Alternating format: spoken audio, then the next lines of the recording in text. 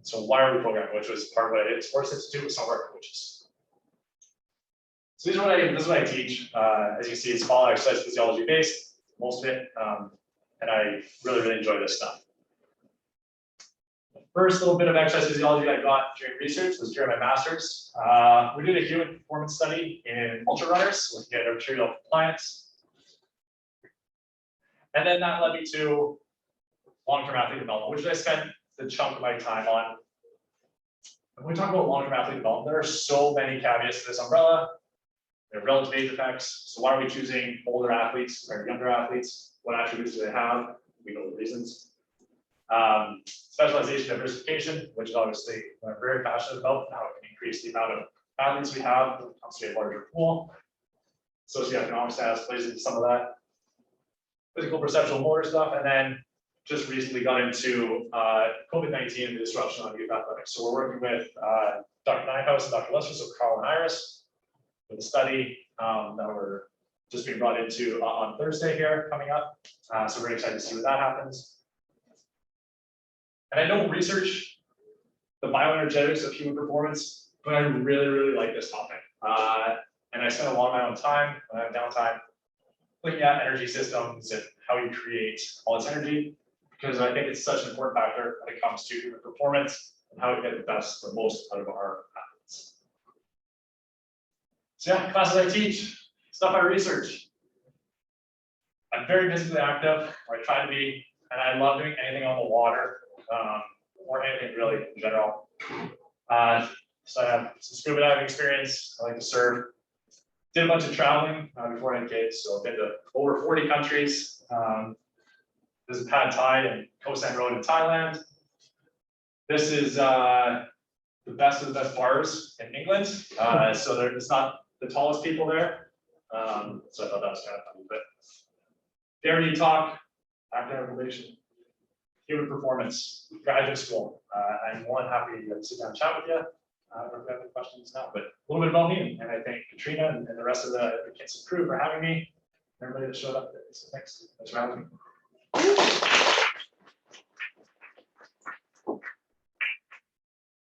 Katrina. Yes. Do you have any upcoming research projects, especially ones that you might need like student help with? Yeah, great question. How far in the future are you asking? Doesn't matter. Whatever. Immediately, not at this instant, but come back to me in a year, because all those studies that I have on hold, because my PhD and the lab shut down, probably going to need some help. So stuff, if you're into youth athletic testing, and maybe why certain athletes are better than the other, which is as far as perceptual motor case is concerned, we're going to be doing a bunch of data collection, data analysis, and manuscript writing, which is fun in itself. Great question.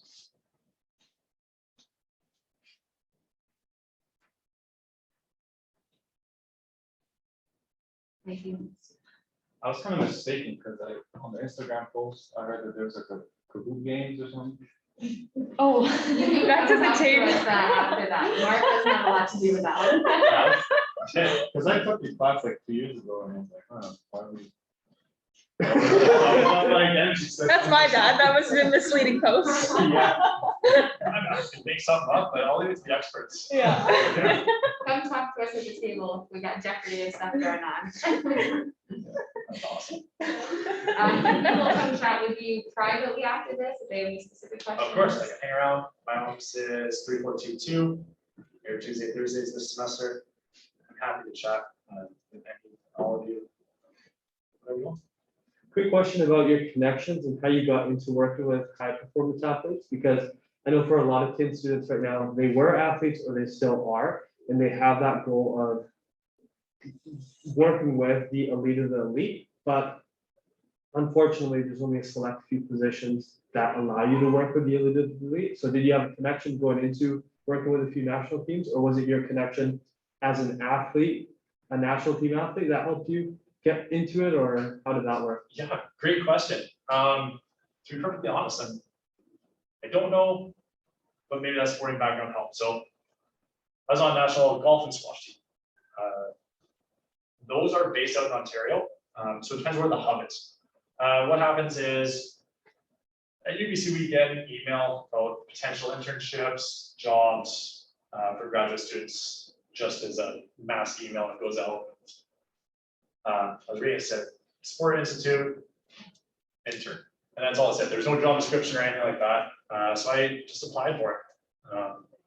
Went in, met with Stacey Hutton, who's the lead exercise physiologist. Amazing, incredibly smart physiologist. She went to Harvard. She's back, Harvard, it's one of the two Ivy Leagues. Sorry. Back here, and just got to talking with her. And I think the big thing, and I always try and tell people that want to get into this industry, is you're not really in it for the money to start with. And so don't be afraid to say yes to everything. Can you take a blood pressure? Sure. Can you, I don't know, take a time on this person? Can you do that? And essentially, those tasks become more and more and more complex. And that's what I did. So my first couple days at Sports Institute, I was just cleaning the treadmill and the floors and the metabolic carts and all that stuff. And then someone didn't show up and they're like, can you run this? I was like, yeah, I know how to do this. So you just kind of work your way up. And sure, there's a whole bunch of lucky breaks that happen within there. But don't be afraid to say yes to everything. I know it kind of sucks. We're in school, we don't make money or make very much at all. We're incurring student debt. But always putting yourself out there and able. Yeah, like you said, jobs are so far and few between when it comes to high performance that there is a competition and there might be a little bit of a demand. And for those of you that get in, it might ride you a little bit, but depending on where you want to go, it might be worth it. So yeah, I wish I said I hadn't been or anything. I still have a contact at the Sports Institute. So if you want to come talk to me, if you're really interested in that, let me know. I have a contact out at Canadian Sport Institute Atlantic as well. So if anyone's from the East and is thinking about going out there, I'd be happy to introduce you. Yeah. That's kind of the way it works. I don't know a ton about the Sport Institute in general, but is there like a facility or like some sort of branch out here? Yeah, great question. So there's 9 branches across Canada. So we have CSI, so it's Canadian Sport Institute Pacific, and we have Canadian Sport Institute Pacific Victoria and Whistler. So like 2 little branches.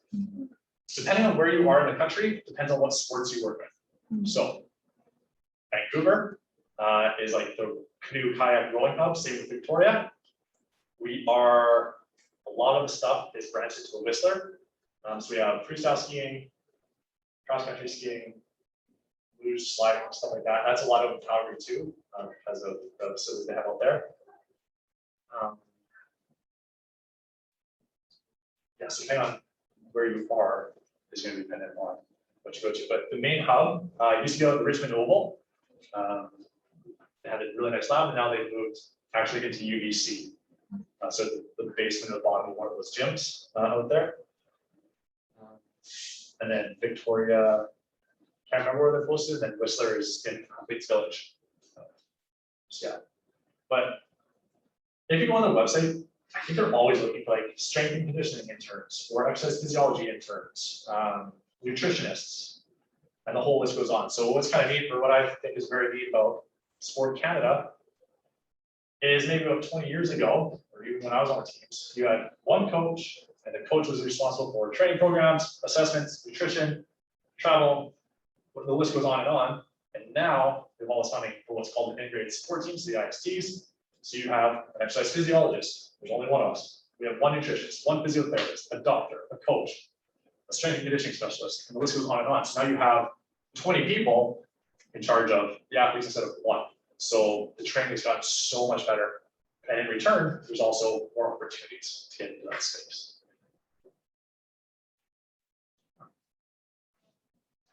In regards to your education and your work experience, what's one thing that you know now that you wish you would have known when you started?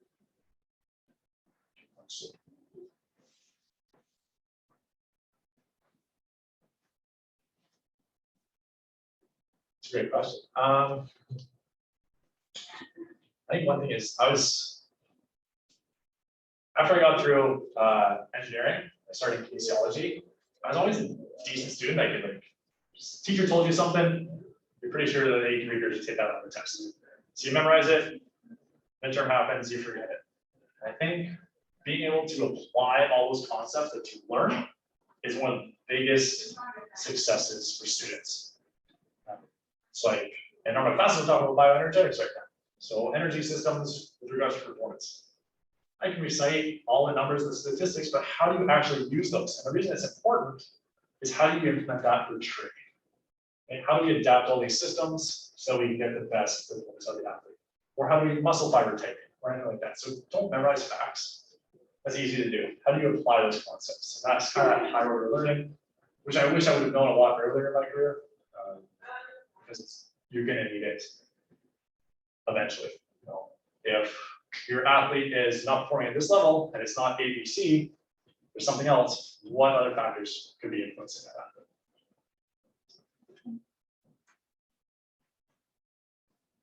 You ask me again like tomorrow.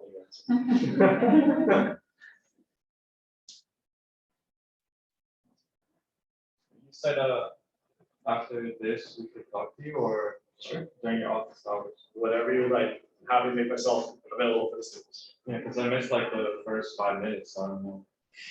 There's a hi, how are you? But yes, I can definitely. Okay. I'll come up with a Kahoot for you for that.